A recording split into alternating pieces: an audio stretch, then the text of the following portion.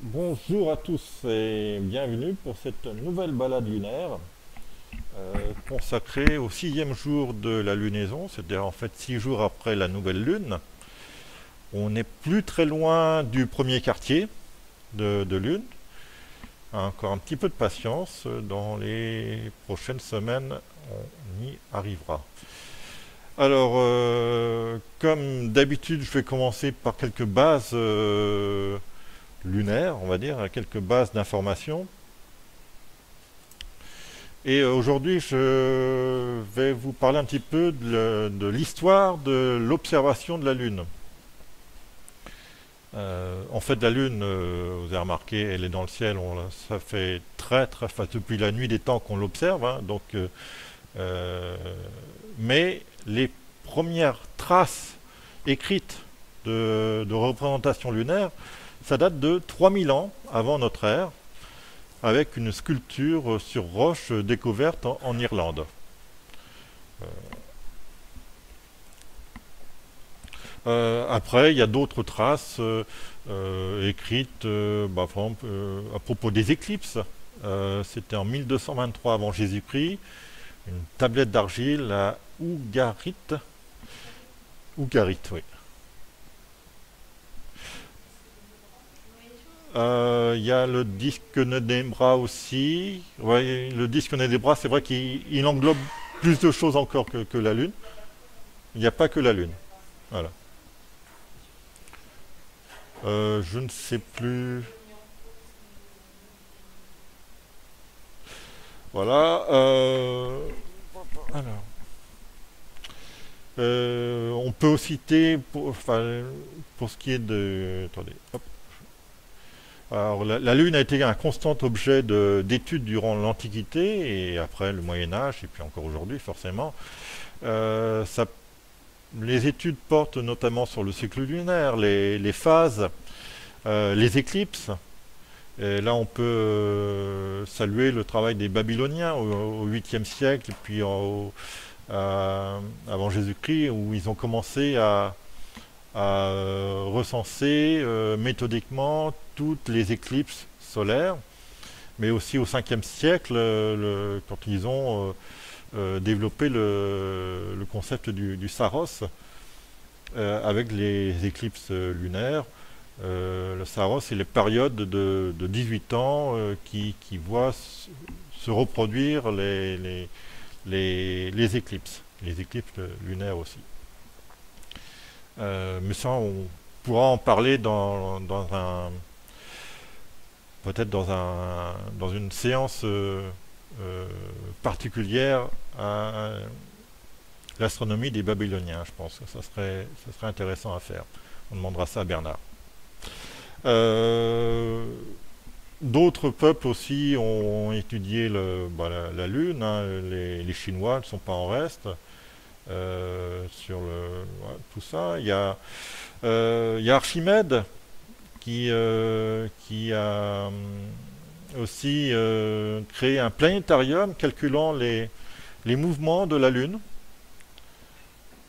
montrant un petit peu les mouvements de la Lune. Euh, et puis, pour ce qui est des caractéristiques physiques de la Lune, on peut noter aussi le travail d'Anaxagone. Anaxagore, je ne sais plus. Anaxagore, voilà, au 5e siècle avant JC, où il a imaginé qu'en fait, que ce soit la Lune et le Soleil, ce sont deux sphères rocheuses.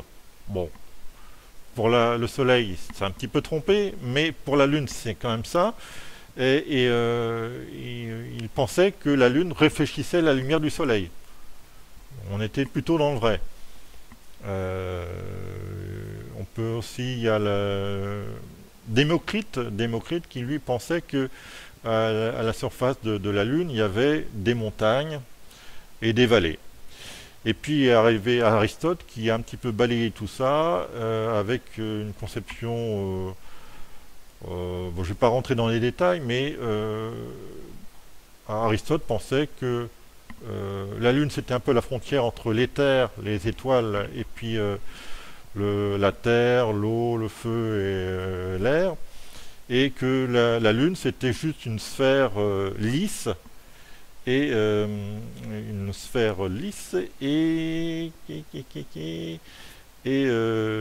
inaltérable. Il était très très loin de la vérité. Malheureusement, c'est plutôt la vision d'Aristote qui a perduré pendant longtemps. Pour ce qui est des dimensions et des distances, on louera aussi le travail d'Aristarque de Samos qui a mesuré un petit peu la taille et la distance. Hipparque aussi, qui a amélioré les résultats. Et puis, je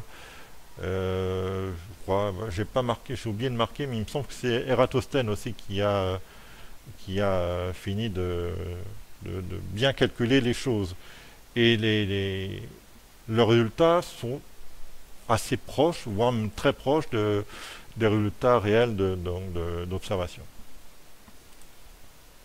Par contre, pour ce qui est du détail de la surface, il faudra attendre l'invention de la lunette astronomique et les premiers dessins publiés par Galilée en 1610 pour battre en brèche donc l'idée aristotélicienne que la Lune était lisse et inaltérable. Elle présente en réalité un visage tourmenté fait de montagnes et de cratères. La preuve en image, voilà, les premiers croquis de Galilée en 1610.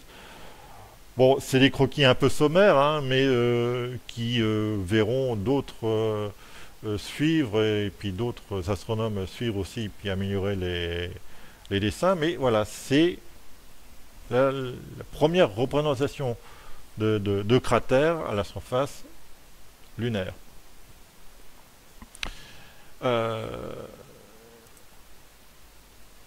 Les cartographies, donc ce que je disais, donc les cartographies lunaires vont se multiplier, vont devenir de plus en plus précises au XVIIe siècle et au-delà, avec les travaux de Mélan, de Van Landgren, d'Hevelius et de Riccioli. Riccioli, lui, va donner en fait toute la nomenclature, va donner pas mal de noms aux objets qui sont sur la Lune.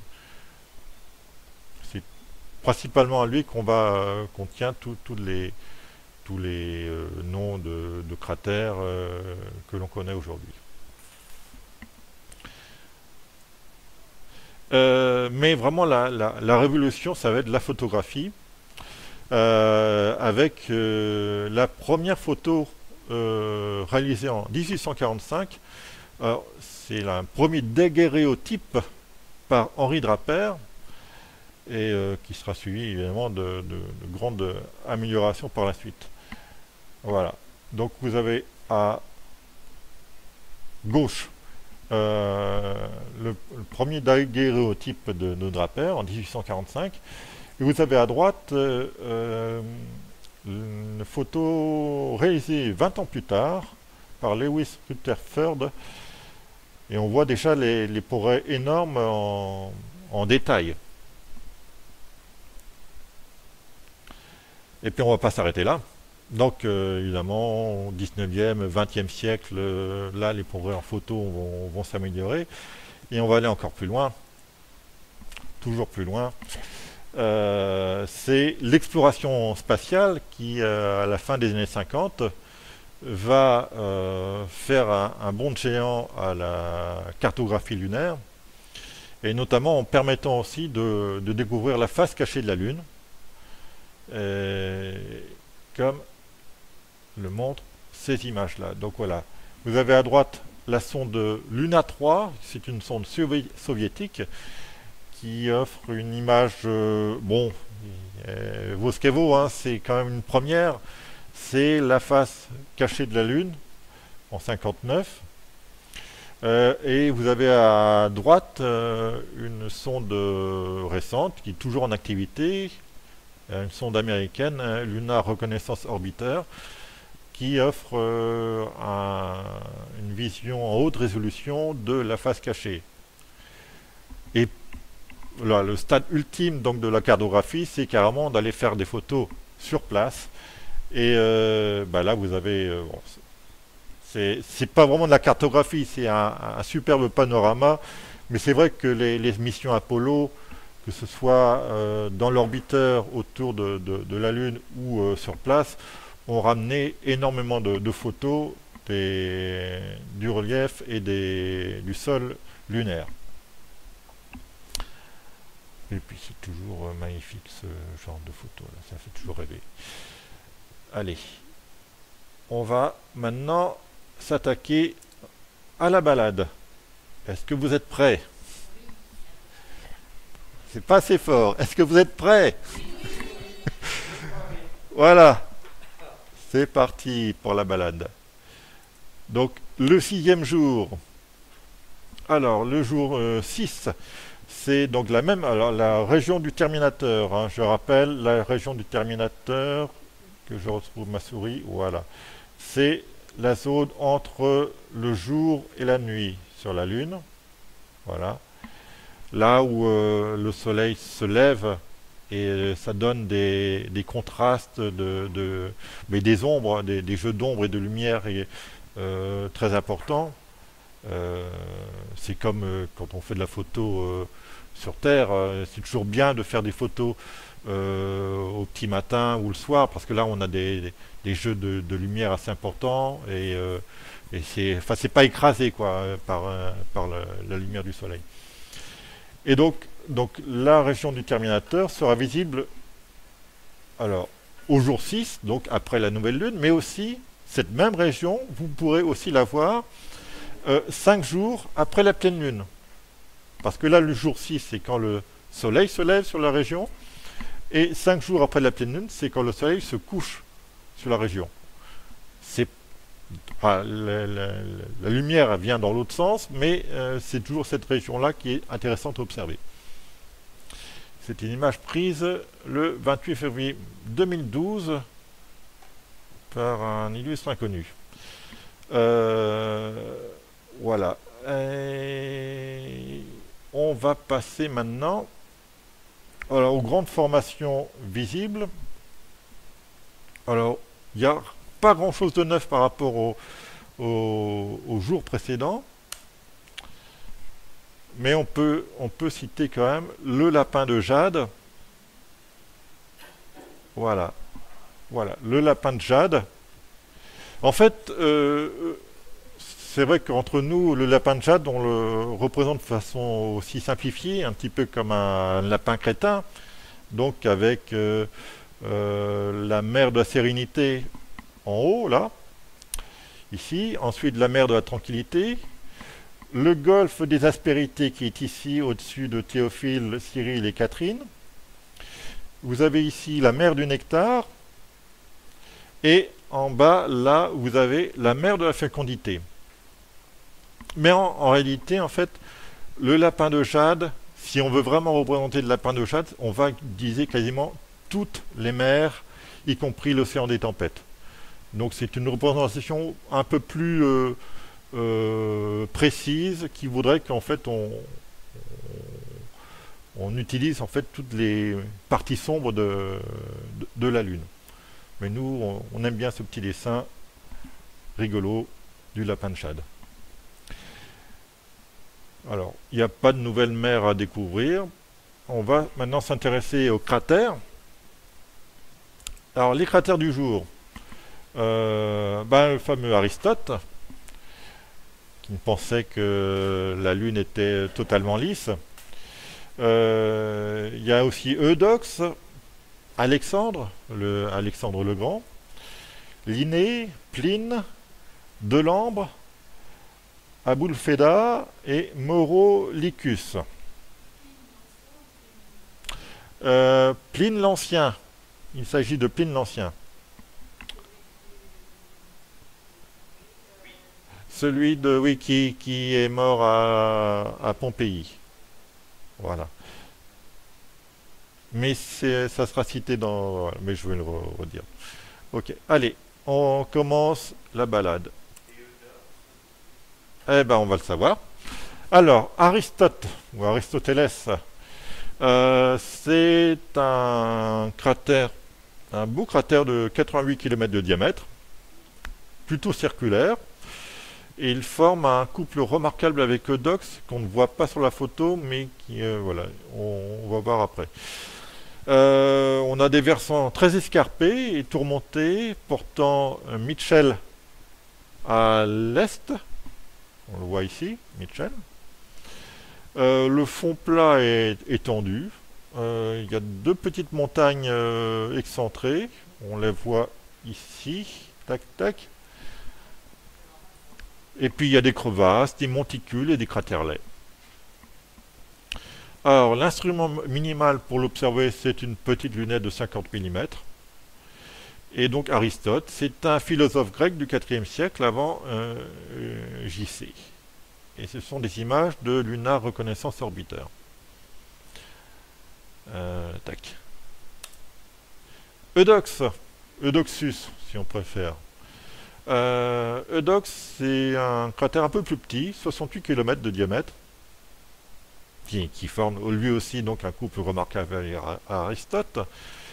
Il y a des versants très escarpés et tourmentés portant Eudoxus B au nord et Eudoxus G et A au nord-est. Donc B c'est celui-là, G et A c'est ces deux-là. Ah, donc G c'est celui-là et A c'est le grand ici. Bon, c'est à une certaine distance, mais voilà. Donc là, voilà, de toute façon on les voit bien, ils sont quand même escarpés. Le fond est tourmenté. Il y a des montagnes centrales et des monticules. Voilà. Là aussi, une petite lunette de 50 mm. Alors, je rappelle qu'à la fin de la présentation, il y aura une carte générale avec la localisation des cratères. Alors, les petites montagnes et monticules, je n'ai pas la hauteur de la chose. Non. Alors, Eudox, c'était la question de tout à l'heure.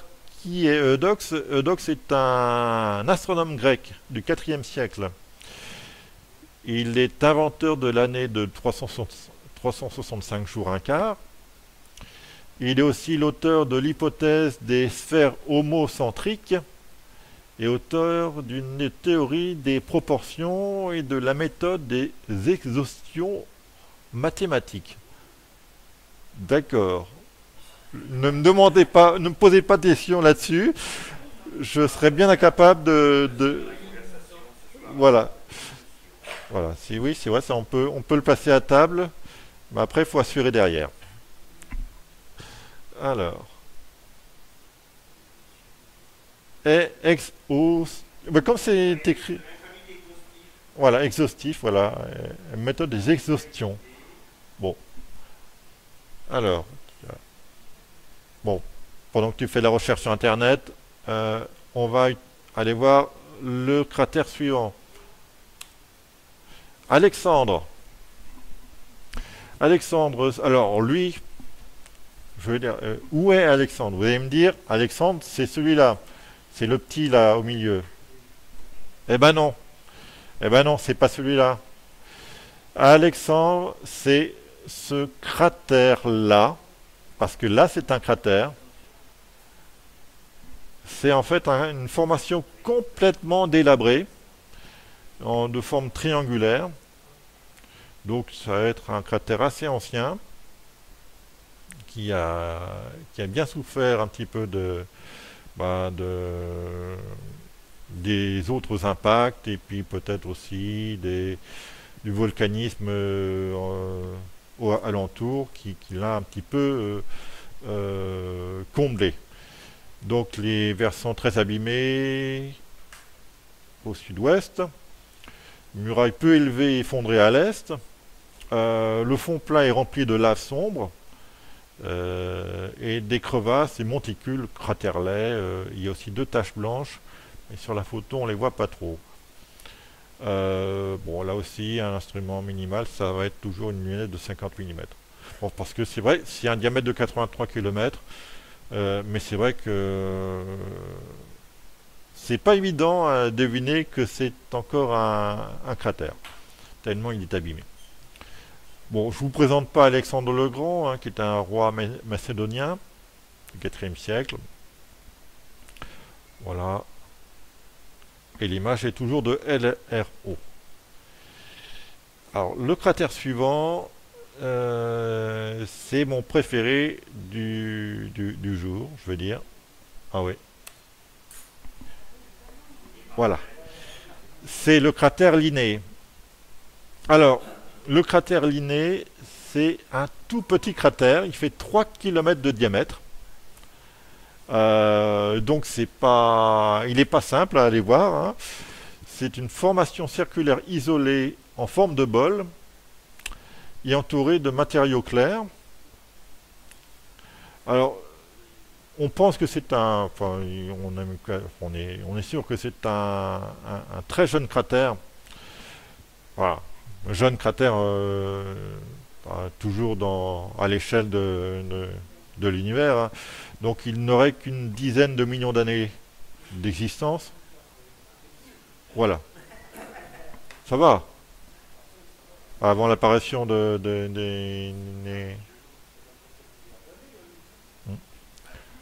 voilà. Bon, même si la date n'est pas super précise, mais voilà, on est à une échelle d'une dizaine ou plusieurs dizaines de millions d'années, pas plus. Les versants sont assez escarpés, la muraille est assez escarpée aussi, le fond arrondi.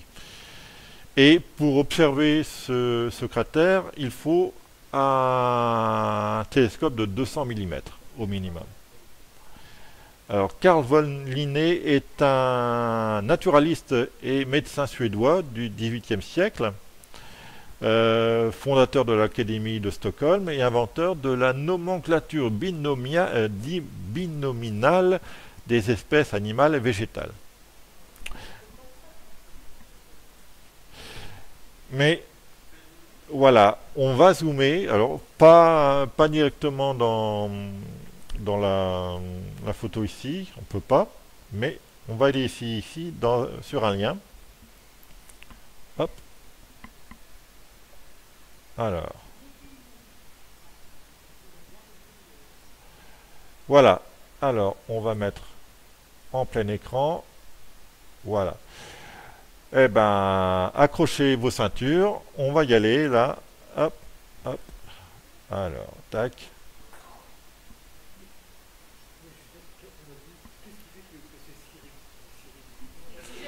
Voilà, il est aussi régulier. Pourquoi il est aussi régulier? C'est parce qu'il est jeune. Il n'a pas été, il n'y a pas eu d'autres impacts qui sont venus bouleverser sa forme et tout ça. Il n'a pas trop souffert de la sismicité des lieux. On va continuer à zoomer. Voilà. J'ai pas noté. Donc là, je suis à fond. La résolution est dingue, oui. Ça c'est des images de LRO, hein. Je voudrais vous montrer justement, alors que je retrouve sur le bord. Il y a un truc intéressant. Attendez. Voilà, ici, vous voyez, là, c'est des petits plissements. Des petits plissements de terrain. Encore. Voilà, ici aussi. Paf, paf, paf, paf. Voilà.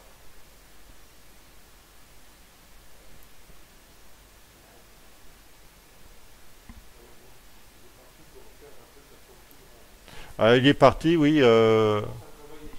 Il est parti pour perdre un petit peu de sa superbe. Mais on peut encore en profiter parce que là, franchement,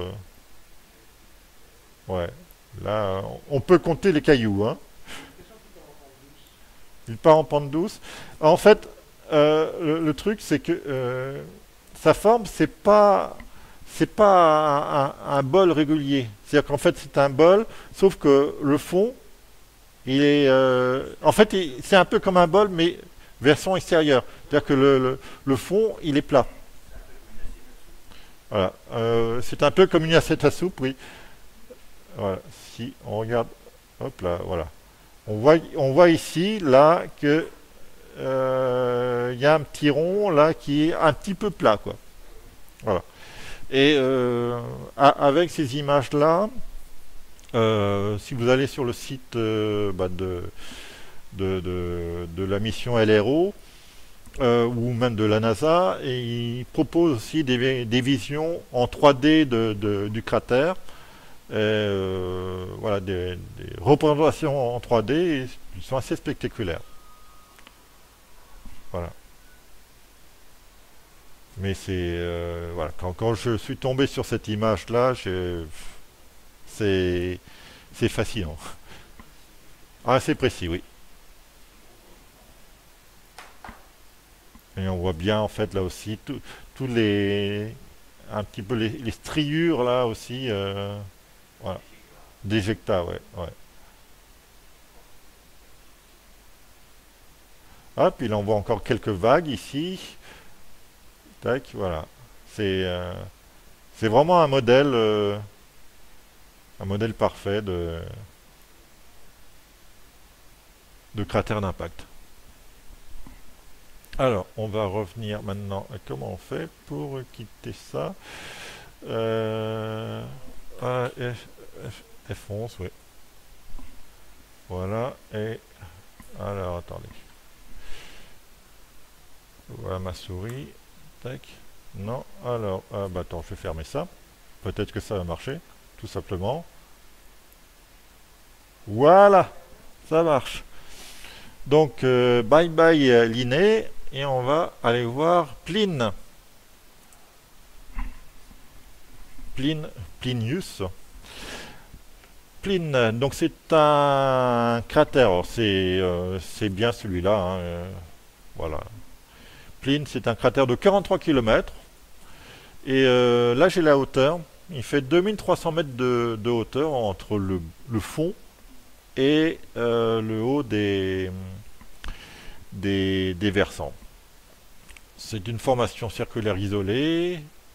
Les versants au nord sont escarpés, portant là une faille.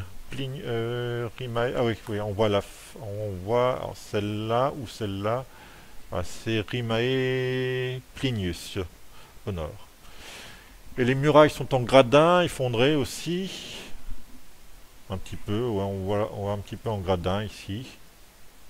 Voilà aussi, d'ailleurs. Le fond est assez plat. Il y a une montagne centrale avec un éboulis au nord. Il y a quelques monticules et des craterlets, dont deux gros. J'en vois un là. C'est peut-être un aussi, là, je sais pas trop, ouais. Pour l'observer, là, on revient à quelque chose de plus accessible. C'est une lunette de 50 mm. Et donc, il s'agit bien de Pline l'Ancien, qui est un naturaliste et écrivain romain du 1er siècle. Il est connu pour son encyclopédie en 37 livres nommée Histoire naturelle. Et il est mort lors d'une éruption du Vésuve. Voilà. Image LRO. Et j'ai une autre image à vous proposer de Pline. Voilà. Ça, c'est une image prise de la mission Apollo 17. Ouais, j'aime bien ces images un petit peu rasantes. Et qui donnent vraiment voilà, l'idée de ce que ça peut être. Alors, là, évidemment, là, c'est vu de l'orbiteur, mais euh, quand on est au Terminateur, il y a ces jeux d'ombre et de lumière. Et là, on a un bel exemple de jeu d'ombre et de lumière et qui est très intéressant à observer. 2300 mètres, ouais, c'est ça, oui. Donc, 2,3 km.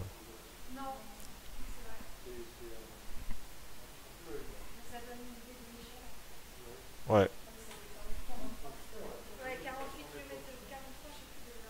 43 km de diamètre, ouais.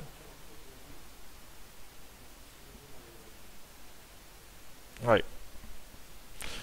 Allez, cratère suivant.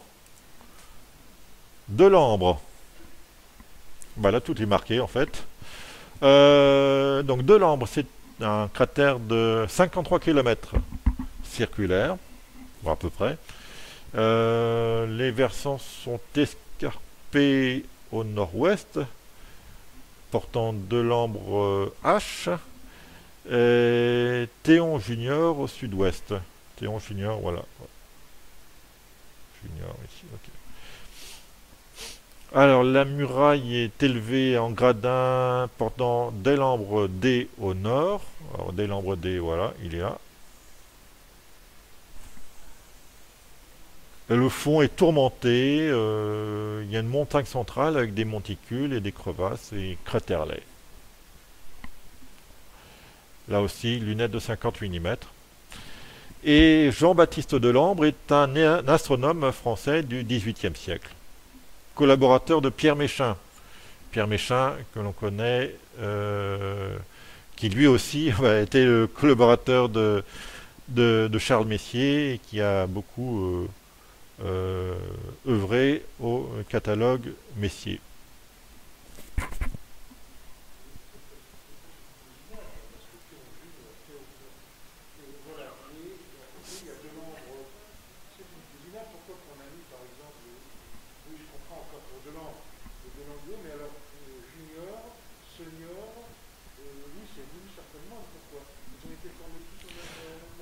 Euh, En fait, le truc, c'est que les cratères, on va d'abord nommer les cratères principaux, et puis quand on voit des cratères à côté des cratères principaux, on va les noter, je crois que c'est en fonction de la taille. Donc, doit y avoir, là par exemple, un Théon Senior, et un cratère, le plus gros cratère à côté de Théon Senior, on va l'appeler Senior A. Puis B, C, D, etc. Voilà. Parce on va pas trouver des noms particuliers à tous les cratères. Et il y en a quand même certainement plusieurs millions, hein, si on compte les tout petits cratères de quelques centimètres. Donc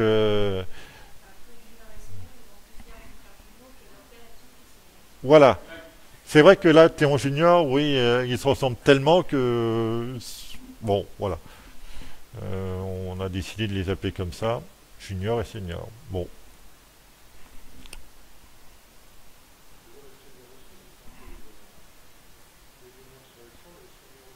ouais, ouais.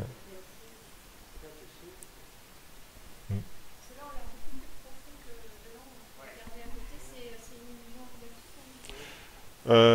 C'est possible. Là, il faudrait que je regarde. Mm.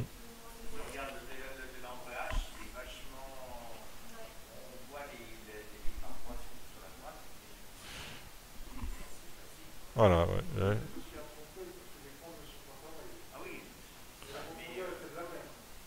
Voilà, mais voilà,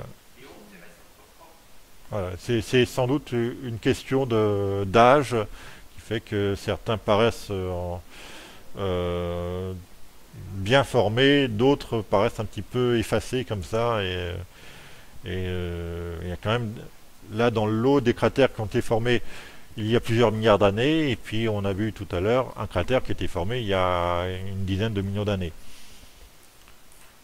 C'est pas pareil. Alors, cratère suivant. Aboulfeda. Aboulfeda, c'est un cratère de 63 km de diamètre. Ah, la même profondeur. D'accord. Alors, Aboulfeda, 63 km. Donc, c'est une formation circulaire abîmée. Les versants escarpés portant de nombreux cratères-laies au nord-ouest et au nord. Il y a une muraille très élevée en gradin chevauchée par Catena Aboulfeda au sud et par Aboulfeda U et Y au nord. Voilà, le fond plat étendu est rempli de lave, une tache blanche excentrée et voilà, et quelques monticules aussi. Alors, Ismaël Aboul Feda est ouais, est un historien et géographe arabe du XIVe siècle, né à Damas.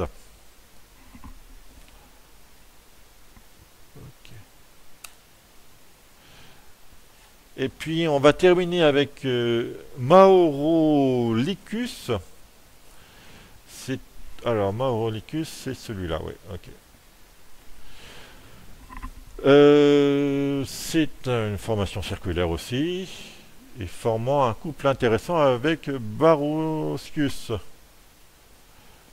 Alors, un versant très escarpé, surtout à l'est. Barocius au sud.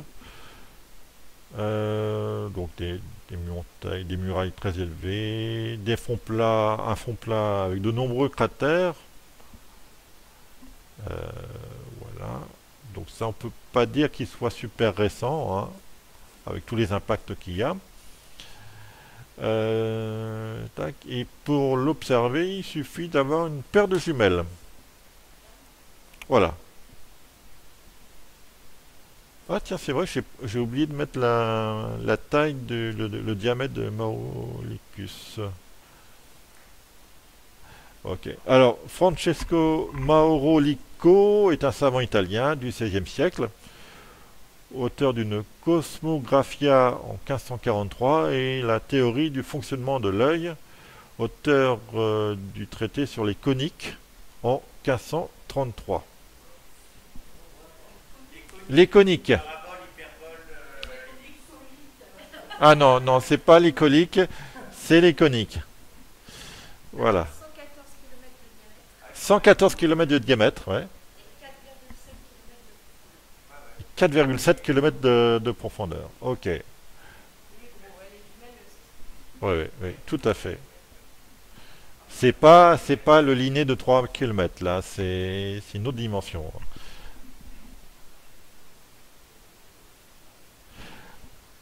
Et on va maintenant voir la carte générale de repérage. Voilà. Alors évidemment là, comme on a un petit souci de vidéoprojecteur qui est un peu faiblard sur le côté, on voit pas tout à fait. Je vous invite à revoir la vidéo quand elle sera disponible sur YouTube. Alors, donc, je suis parti de la droite. Donc, on commence par Aristote, Eudoxe, Alexandre. Sur ma photo, on l'aperçoit. Alors là, j'ai pointé l'inné, mais sur la photo, on ne l'aperçoit pas. C'est vraiment trop petit. Alors ici, on voit Pline. Voilà. Delambre. Ça, c'est la mer de la Tranquillité. C'est au bord de la mer de la Tranquillité, avec, pas loin de Apollo 11. Alors, Aboulfeda, beau bébé ici, et Maurolicus, et qui faisait, qui est à côté de, comment s'appelle déjà celui-là, Brasius, je crois. Je reviens en arrière. Barocius, voilà. Barocius et Faraday. Tête de Mickey à l'envers.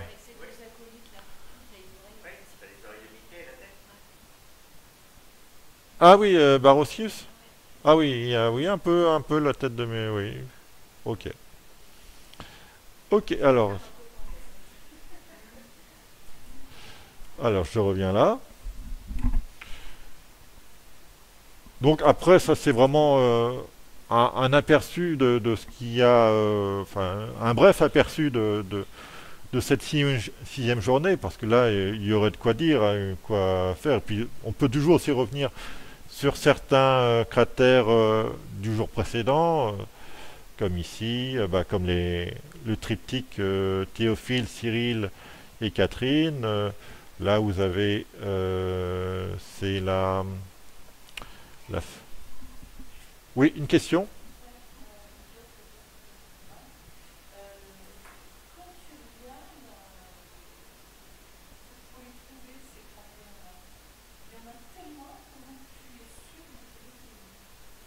Alors, comment être sûr de tomber sur le bon quand on observe? En fait, euh, ils se ressemblent tous, mais en fait, il faut être observateur déjà, et puis il faut avoir, d'un côté, tu as l'œil oculaire, et puis de l'autre côté, tu as une carte, et tu passes de l'un à l'autre. Moi, ce que j'avais fait un soir, euh, j'avais sorti une petite lunette, un petit Maxutov là, sur trépied photo. Donc j'observais, je regardais un cratère qui me paraissait remarquable, et puis j'avais mon téléphone portable et j'avais affiché l'article du jour, c'était le jour 4 je crois, et j'avais comme ça l'image du cratère, et puis je passais de l'un à l'autre, me dire, bon, ah, ça ressemble à ça. Là, je reconnais cette zone-là parce qu'il y a tel enchaînement de cratères. Alors, de fil en aiguille, on se retrouve, on se repère dans cet amas de cratères et on se dit, tiens, ça va être celui-là.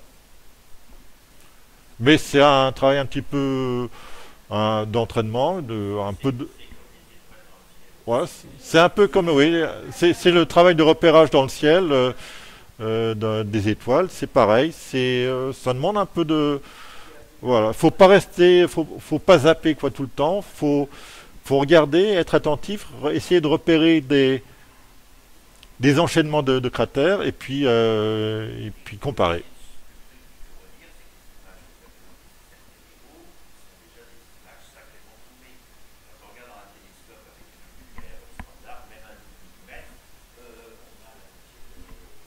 Voilà. Alors,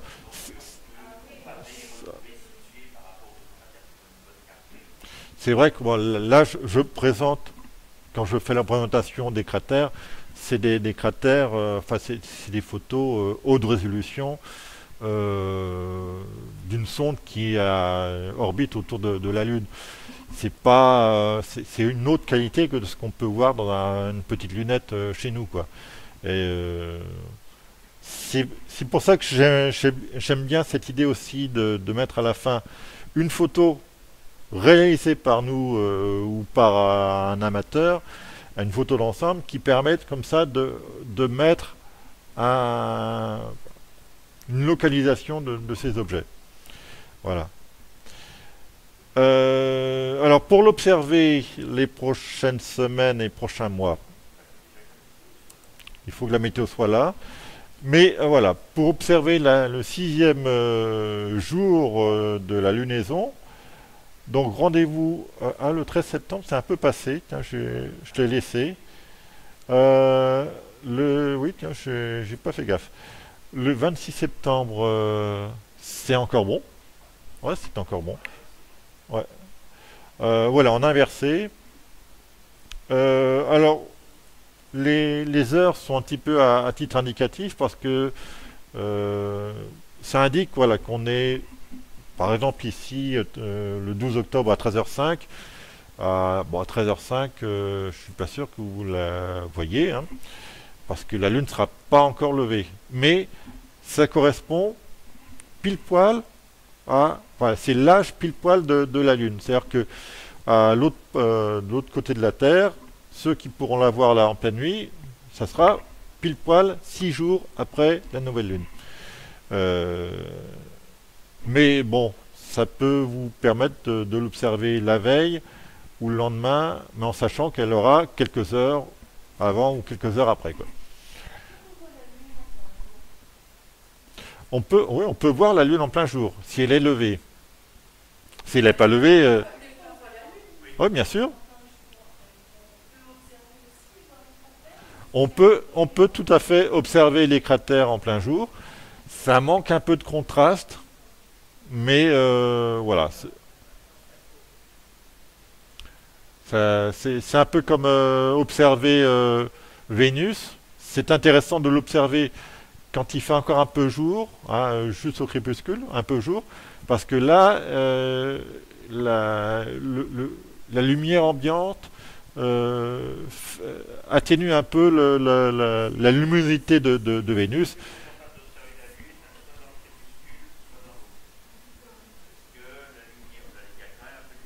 Hmm.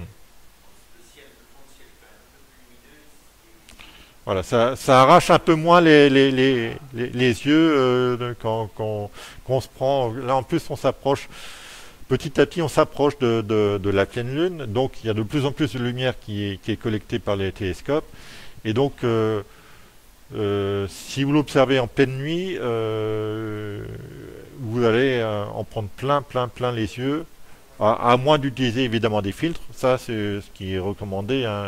Plus vous avez un gros télescope, plus il est recommandé d'utiliser des filtres pour atténuer un petit peu la luminosité.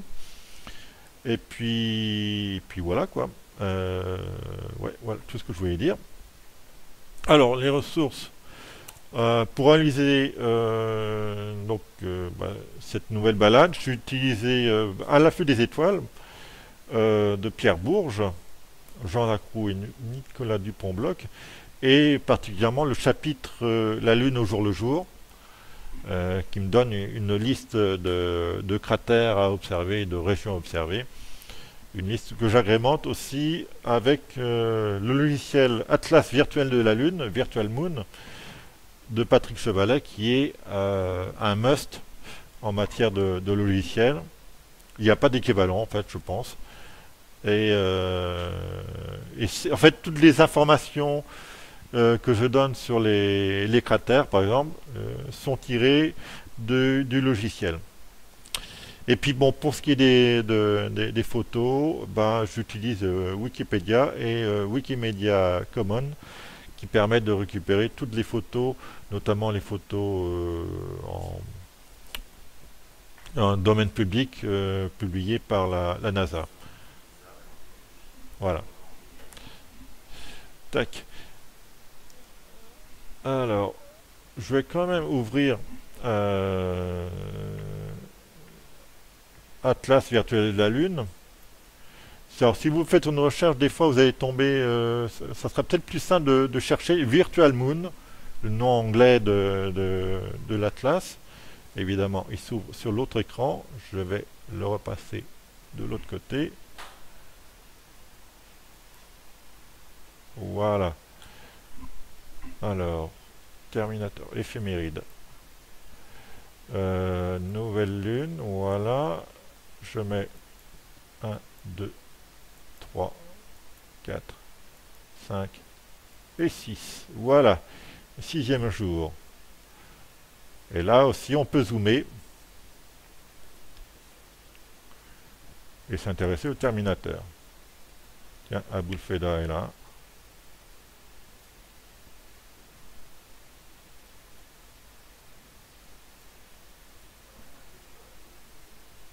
Voilà.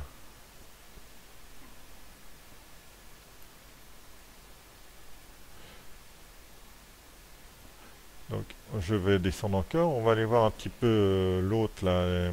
Comment ça s'appelle là.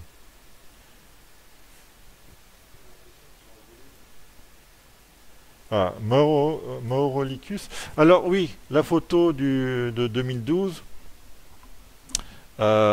J'ai tapé en fait le jour de donc 2012, 28 février 2012.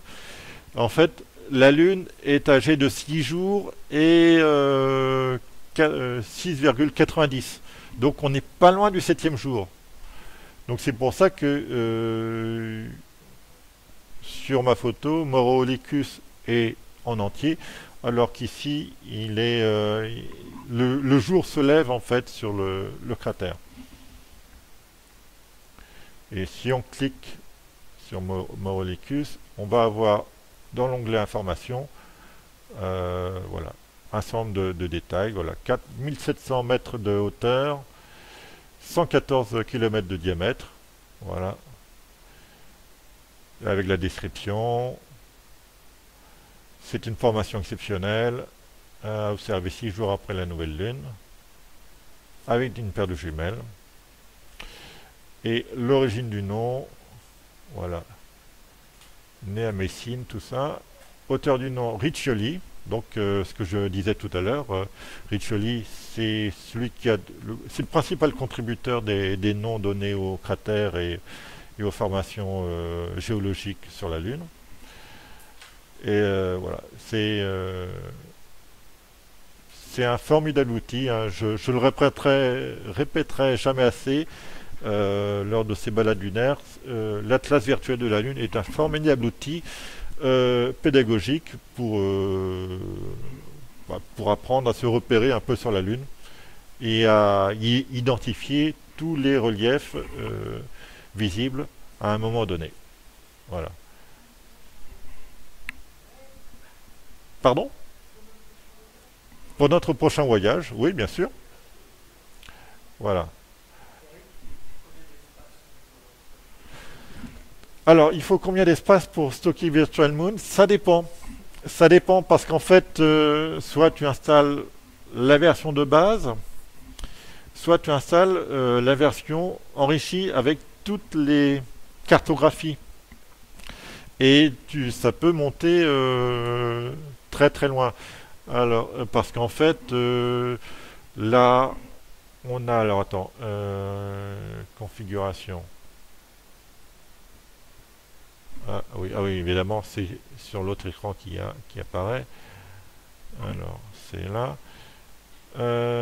Images. On a des images de la sonde Clémentine, Apollo, des images d'amateurs. On a... pop, pop, pop, pop. Ça, c'est des images, mais c'est plutôt les textures. Voilà. On a les images LRO. On a... Bon, Clémentine, ça j'ai déjà dit. Chenchi, USGS. On a l'OPAM. Il y a plein de couches et des fois ça rajoute plusieurs gigas à chaque fois, quoi. Ouais. C'est-à-dire que tu peux te contenter de la version simple, mais si tu prends tout, là c'est plusieurs dizaines de gigas de place qu'il faut pour. Ou alors un disque dur externe aussi, peut-être, ça peut être pas mal. C'est un logiciel qui fonctionne sous Windows, mais là je suis sous Linux avec un émulateur, ça fonctionne aussi. Donc là, comme on le voit là. Ok. Non, je sais pas. Ah, aide, voilà. Composant en option. Est-ce que j'ai la liste? Non. Quitter. Aide. Il n'y a pas propos. Ah voilà. Là vous avez l'adresse aussi. API. Alors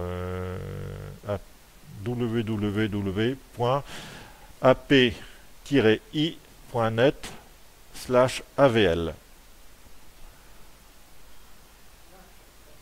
Voilà.